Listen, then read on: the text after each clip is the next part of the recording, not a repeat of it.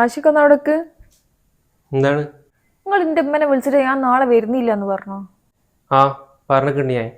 അതിനിപ്പോ എന്താ? എന്താ ആശിക്ക, ഞാൻ എന്റെ വീട്ടിലല്ലേ ഇപ്പൊ ഒന്നത്, വേറെ എവിടെ അല്ലല്ലോ. അതും ഓരല്ല എത്രയോ കാലത്തിന് ശേഷം കൂടാൻ പോവാ. വല്ലപ്പോഴും അല്ലേ ഇങ്ങനെ പോകുന്നുള്ളൂ. എന്നിട്ട് നിങ്ങൾ എന്താ വരുന്നില്ല, ഓള് വരുന്നില്ല എന്ന് പറഞ്ഞേ? ഇനി എന്താ മോളെ അധികം കയറി വർത്താൻ പറയുന്നത്? ഇനി പോയി കഴിഞ്ഞാൽ ഇവിടുത്തെ കാര്യങ്ങൾ ആരും നോക്കൂ? ഇവിടെ വേറെ ആരെങ്കിലും ഉണ്ടോ നോക്കാനൊക്കെ?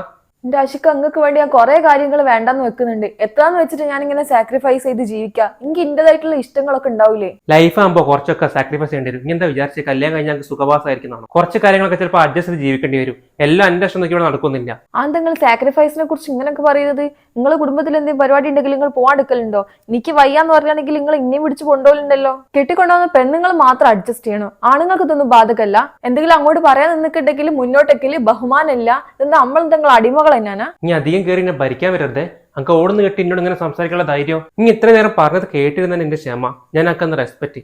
ഇനി എന്തെങ്കിലും പറഞ്ഞിട്ടുണ്ടെങ്കിൽ ഇതായിരിക്കില്ല ഭവിഷ്യത്ത്.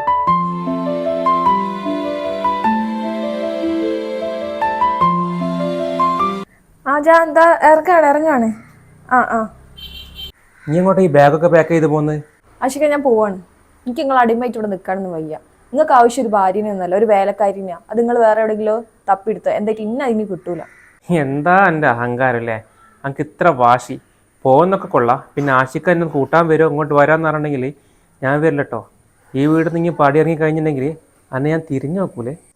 ഇതിപ്പോ നിങ്ങൾക്ക് എന്റെ അഹങ്കാരവും വാശിയൊക്കെ ആയിട്ടാണ് തോന്നുന്നെങ്കിലേ എനിക്ക് ഒരു പ്രശ്നമില്ല. നിങ്ങൾ എന്ത് വേണമെങ്കിലും വിചാരിച്ചോ. ഇതിപ്പോ എന്റെ ലൈഫിൽ ഞാൻ എടുത്ത തീരുമാനമാണ്. ഇതെനിക്കിപ്പോ ശരിയായിട്ടാണ് തോന്നുന്നതും. എന്നെ തോപ്പിക്കാൻ വിചാരിച്ചിട്ടാണെങ്കിൽ എൻ്റെ ഈ പോക്കെങ്കിൽ ഇനി പോയിക്കോ. പക്ഷെ ഇനി നോക്കിക്കോ, ഇനി എന്നെ വിളിക്കൂ, നിന്റെ പിന്നാലെ വരും. അന്ന് ഞാൻ എന്നെ തിരിഞ്ഞു നോക്കും. ശരി.